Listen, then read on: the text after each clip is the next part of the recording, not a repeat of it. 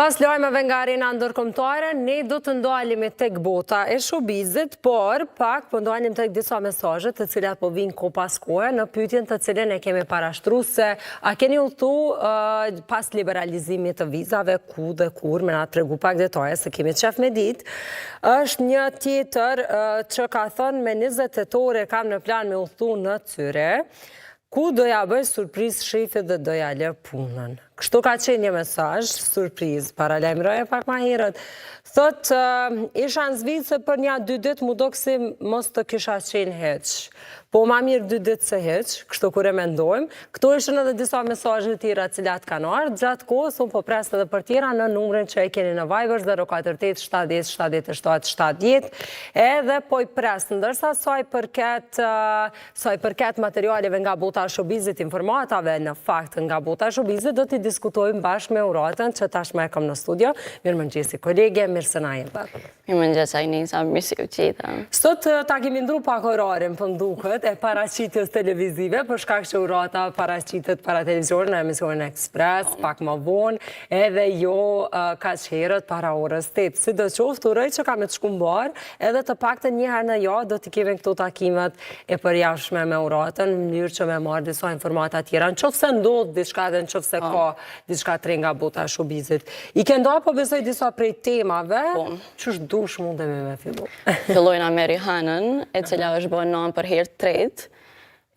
Ajo është bërë nan e një vajze, i ka do me thonë 2 djemë, ta është e një vajze, gjithmonë e ka shprehur dëshirën e vetë, që më bërë do me thonë nan e një vajze. Ajo lajmin e ka bërë të ditën në Instagram, e një postim dje, e ka postu edhe ka tregu që vajza ka lind me 13 shtator.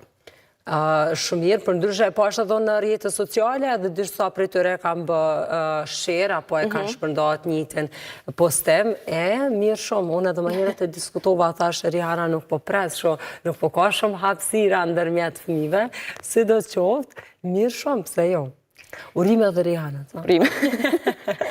Një lajmë tjetër që desha me vazhdu është me Dua Lipën, e cila ka qenë në qendër të vëmendjes të krejt mediat, që ka folë që ka largu njanin prej agjendëve të ekipit menaxhues të saj, sepse ai, domethënë, ka nënshkruar një marrëveshje që një grup i muzikantëve i cili është një keb, i cili është pro-palestinezve, që mos me marrë pjesë në festivalin Glastonbury, mirë po pas disa kohë edhe Dua Lipa vetë ka tregu që nuk është e vërtetë, pasi që ajo nuk qëndron me qëndrimet e menaxherit të saj, pasi që ajo domethënë është pro-izraelit, po ajo ka thonë që nuk e kam largu prej punës, edhe kjo vetë se tregon që nuk ka të bëj me Izraelin dhe me Palestinën pse ka përjashtu nga puna, i ka shujt këto dyshime. Që ka ndodhe me grupin, apo dihet, a ka marrë pjesë, a ka me marrë pjesë, apo mbetet të shihet. Mbetet të shihet në qëse do të marrë pjesë, apo jo. Si do të qofë mirë që po të sharohen këto punt, për ndryshe lajmet, mundemi me i gjetë edhe në portalin koa.net, për detaje edhe më të gjeruara, e pastaj edhe për përditësime, sepse një lajm po bëhet senzacion, pastaj pa tjetër që kemi dëshire edhe me lexu edhe për me panë që se ka informata shtesa, apo jo. Andaj të përditësuara, ju vetëm nga bota e showbizit, por edhe lajme tjera nga vende, rajone, mundeni me i gjetë në portalin koa.net. Po, ndërkohë, edhe Rita Ora ka publiku një videoklip të ri, i cili quhet All Natural. Vjen në regjin e bashkëshortit të saj, Taika Waititi.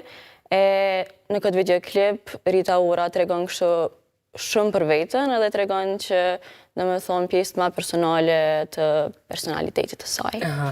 All Natural, a ka dalë kështu krejt palime, diçka, unë se kam dëgju ka nga, nuk e kam pa videoklipe, nuk pa ta mundësi, që se mundu të paktën me pa dhe këtu në ekran dhe një pjesë të shkëputër, vetë sa me ditë për çka po flasë. Jo, po mduket qenë ka me gre me fënirem.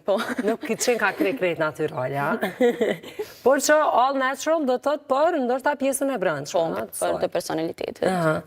Mu duke që ka shumë pozitivitet. Edhe soar flet ose soar i dëgjoj intervistat nga Rita Ora, e kam një ndjesi shumë pozitive për Rita Orën. Edhe, diçka që unë me zë po e pres me ditë edhe me u publiku datat, është kjo tema tjetëra. Për, do më thonë, prej skenës vendore, e ku marrë edhe Alban Skenderaj, që ka me bo tash një koncert në fakt në dhjetor, me 4 dhjetor, ka me bo në Prishtinë, po gjithashtu ka me bo edhe në Athinë në Londër. Kur jemi në Prishtinë, e ka postu që me 27 shtator, kanë me dalë edhe biletat në shitje. 27, veç pak sot çka jemi, 26. Që bjen nesër. Nesër, okej. Koncertin ka me majtë sala një tetore, ku që kënë është atë regan që ka me qenë një koncert madhështor ashtu, se tu e di që koncertet ma shumë më ma në amët së hall, në përsheshe, kjo po duket që... Kështu që ka hapësirë, mjaftueshëm, do të thotë për me mbush me krejt fansat e Alban Skënderaj, edhe të krejt karierës së tij, që po besoj, ju të pak të një kongë, po shumë të Alban Skënderaj, edhe i kemi dëgju, edhe i dim përmendsh, edhe unë të pak të në mezi po pres, edhe shumishë kur bëjmë diçka tjetër, marrim pjesë me një koncert, shkojmë diko, udhtojmë, ndoshta e ndrojmë pak këtë rutinën tonë. E kom pa paralajmërimin që e ka bërë në Instagram, Alban Skënderaj, vetë kombëtare, tash mirë që tregove datën. Edhe 3 nesër gati me bli bileta. Krejt. Pak të ta kenë sigurta që ka me shku. Se zakonisht të biletat e para janë pak më të lira, nëse do t'jetë kështu edhe me këtë koncert Alban Skënderaj, që është edhe me artistët e tjerë. Fillim janë pak më të lira, për shkak se dalin më herët edhe pastaj kur shitën këto, nëse ka dhe bileta tjera, e kanë çmimin pak më të shtrenjtë. Edhe nuk e di pse për fat kësi fatës, po tham të keq, mbas çdo herë ja te biletat më të shtrenjta ja s'shkoj hiç. Albani nesër me mëngjes. Krejt. Uras, faleminderit shumë, po besoj keme pas një ditë të ngarkuar me punë edhe me emision. Uroj që kam të shku mirë. Edhe faleminderit për kohën dhe informata që i kendo këto. Naci. E ne tani do të kalojmë tek një blok i shkurtër i marketingut, pastaj do të takohemi përsëri në studio, sot do flasim për gjithë përfshirjen sociale, do të thotë që ka të bëjë edhe me komunitetet jo shumicë në vend, një plan i ri, një projekt i ri që po vjen, e të cilën do të na tregoj vetë Bajrami Lazi, që është zyrtar për këto programe, do ta shtjellojmë edhe keni mundësinë edhe ju me dëgju intervistën. Për ndryshe po i pres përgjigjet e juaja në numrin që shihni në ekran 048 70 70 për me na tregu se ku keni udhtu pas liberalizimit të vizave, në qoftë se keni udhtu ose jo. Atëherë i pres përgjigje dhe ju pres përsëri në pjesën e dytë të emisionit mëngjesit.